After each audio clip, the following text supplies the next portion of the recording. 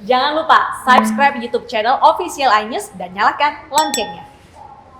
Untuk mengetahui informasi terkini terkait tabrakan kapal di perairan Indramayu, Jawa Barat, bergabung bersama kami Kepala Kantor SAR Bandung, Jawa Barat, Pak Deden Ridwansyah. Selamat pagi Pak Deden, saat ini berapa jumlah ABK yang masih dalam proses pencarian Pak Deden? Selamat pagi Mas Pandi. Ya, untuk saat ini total ABK yang kita sedang lakukan pencarian sebanyak 14. Dan hari ini pukul 07.00 rencananya pencarian sudah kita akan mulai lagi. Ya, untuk luas area pada pencarian pagi ini sekitar 111 nautical mile square dengan 3 alut.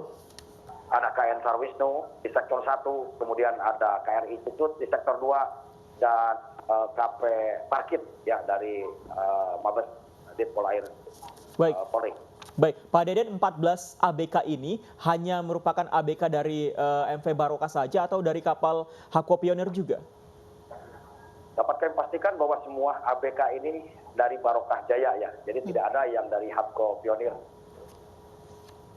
Baik, lalu Pak terkait kendala pencarian Pak?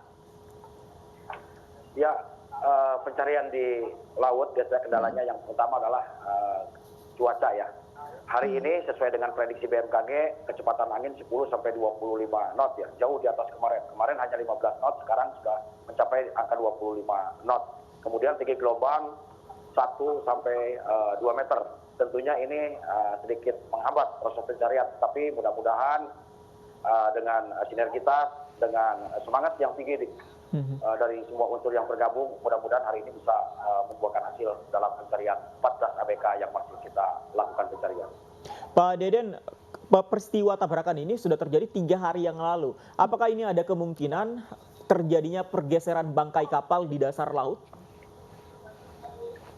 Untuk kapal sendiri tidak bergeser ya, karena memang jaringnya diikat ke Hakko. Jadi Hakko Lego Jakar di sana dan Barokah Jaya posisi berbalik, kemudian jaringnya itu masih terikat di Hakko Jaya. Jadi Hakko Pionir. Jadi posisi Barokah Jaya masih aman di lokasi kejadian.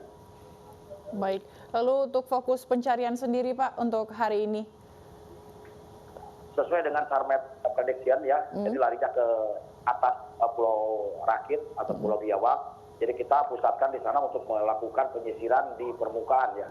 Jadi 3 alut ini yang akan digerakkan akan menelusuri sektor-sektor sesuai dengan rencana operasi hari ini. Kemudian dibantu oleh kapal-kapal dengan ukuran yang lebih kecil yang akan melakukan penyisiran di selatan Pulau Biawak. Ya, mudah-mudahan dengan upaya hari ini 14 ABK bisa kita segera temukan. Baik, Pak Deden, peristiwa tabrakan ini sebenarnya seperti apa? Bisa Anda ceritakan sehingga yang tenggelam adalah kapal MV Barokah. Apakah memang bentuknya lebih kecil sehingga tenggelam ketika tabrakan terjadi atau bagaimana kronologisnya Pak Deden? Bisa diceritakan? Terkait dengan itu nanti bisa dikonfirmasi ke pihak KNKT, kemudian perhubungan laut atau pihak-pihak terkait lainnya. Kami sendiri juga belum mendapatkan gambaran secara utuh terkait dengan peristiwa tersebut. Yang jelas begitu menerima informasi adanya kecelakaan ini yang menyebabkan sekian ABK hilang, maka tugas kami adalah bagaimana segera mungkin melakukan upaya pencarian terhadap ABK-ABK yang dinyatakan hilang tersebut. Baik, kita akan tunggu informasi dari KNKT. Tapi kalau 14 orang ini Pak Deden, kemungkinan besar masih berada di dalam bangkai kapal, terjebak di dalamkah atau bagaimana?